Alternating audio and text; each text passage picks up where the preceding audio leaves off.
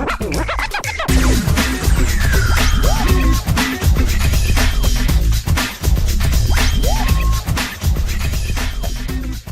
this is Steve Good. And Yuri Cataldo. From the Coin Chat, we're here to cut through the noise and misinformation on cryptocurrency to tell you what truly matters.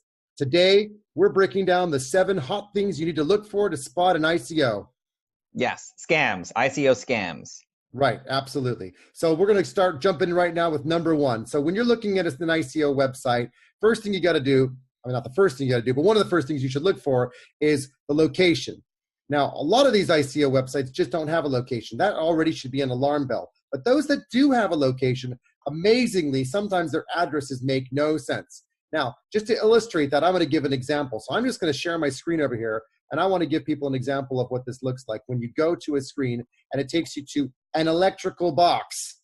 Now, now, what's interesting about this is actually the full address, when I put it onto Google, didn't actually take me anywhere. It wasn't sure where to go.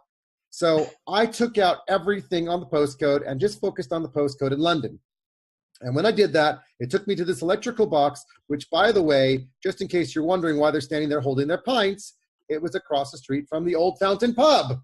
So that's clearly not the address we were intending to get to for the ICO. So I thought, I'm going to be a bit more clever about this. Quick check now. Is it just the address or am I going crazy? So I took the postcode out and I put in a full address. That didn't work. So I just put in the number and street address, and I got, oh, how nice, I'm over here now.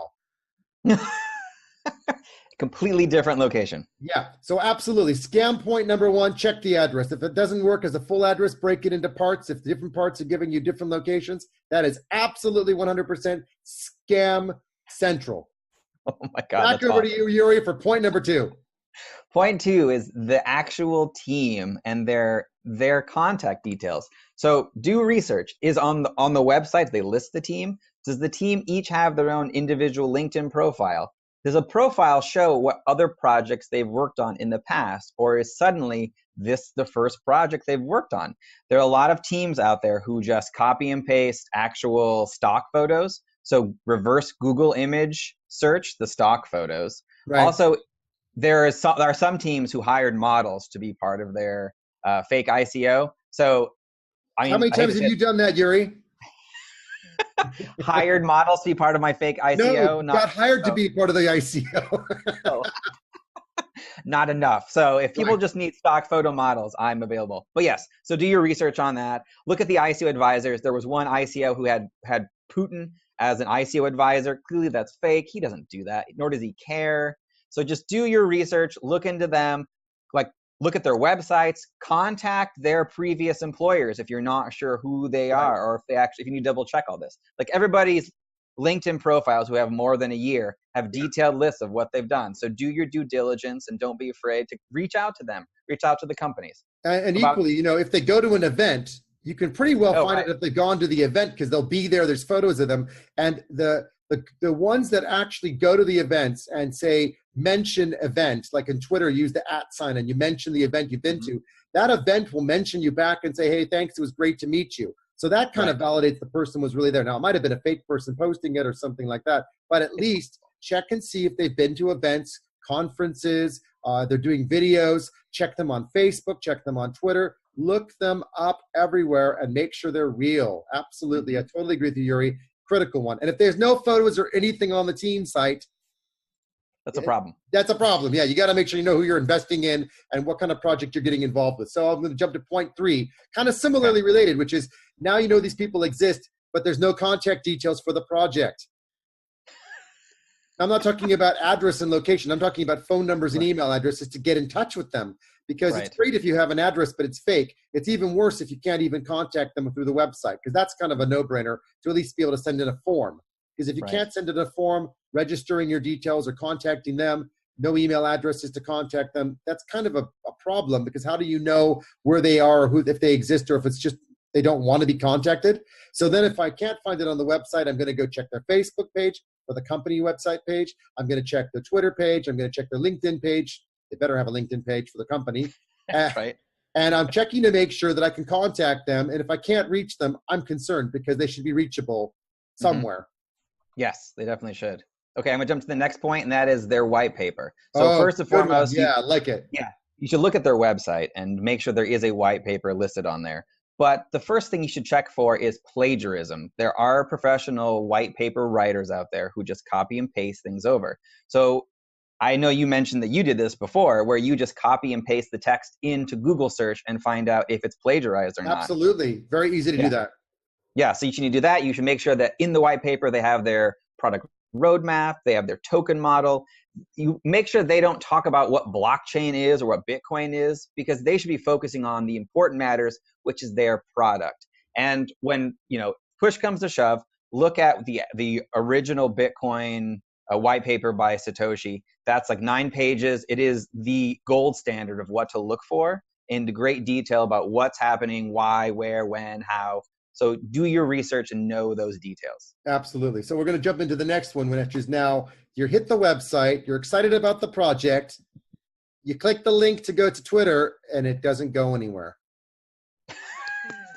Now, I hate to say this, but seriously, when you're looking at ICOs and scams, absolutely, you must click the links at the top of the website and at the bottom of the website. A good page will have the links somewhere at the top. Usually it's got Twitter, it's got Telegram, probably has LinkedIn, might have Facebook, but it has the links. At the bottom of the page, it'll have them too. Sometimes they forget in the footer, and that's okay. It's not ideal, but it does happen. It shouldn't happen, but it does. But if you're clicking the links and they either don't go where they're supposed to go, or they take you to dead pages, or they simply click and nothing happens, that tells you something's wrong. Now, you can go start hunting for them on Facebook, Twitter, LinkedIn, Instagram, and such if you want to, but it already tells you there's a problem if you're going to their pages and you just can't get to the actual pages themselves. Now, if you do get to a LinkedIn page and they have something like 20 posts and they have 5,000 followers, that's a problem. That's a slightly different problem that just says they're buying lots of likes and lots of followers as well. So for me, the whole social media piece about validating the links and validating that the social channels are good is all about making sure that they're actually out there and real, and they're not just buying pages and they're not putting fake stuff up there. So make sure the links work. If the links don't work, get out of there, because something else is wrong. Definitely, yeah. I mean, it's about the project being authentic and the people being authentic. Authenticity is number one here. We want everyone to do, that's a major takeaway of these 7 points, is it's all about the authenticity of that ICO, not just the fact that they're doing it, but their authentic nature in terms of their project and their intentions. And their intentions being to invest that money wisely, not to steal it. Exactly. Okay, so another thing you want to look out for, terms and conditions. So all of these should be listed on the website to let you know what their privacy policy are. If there's an escrow company working with the coins, so to make sure that once you invest your coins, you then get the appropriate version of their cryptocurrency back to you. Are they a verifiable registered company? They should tell you where they're registered. You should be able to look that and see if they're registered in whatever company and make sure they're following the rules of that company. It's especially a big deal in the United States with companies not following SEC compliance and getting shut down very quickly. It's actually absolutely difficult. Yeah, absolutely. That's a great one. Yeah. So I'm going to follow that up with the last one, the product roadmap. Now, product roadmap itself, by definition, doesn't make it scammy or not scammy, but you can find either two things. One, there is no product roadmap, but just we're launching a payment coin, yay! Or they're going to launch a roadmap that says, Q3 next year, coin hits exchange. Right, coin. Right. or Q2, Q2, next phase of delivery. You can find roadmaps that show there has been no thought process, no leadership, no anything. So those are our 7 points for takeaway. Yuri, those are, I think, great points for everyone to take away from here on today's quick coverage of spotting an ICO scam. To the moon. Thanks everyone for listening in. And please do follow us on our YouTube and Twitter and Facebook accounts. We're here having fun and telling you how to stay safe in cryptocurrency.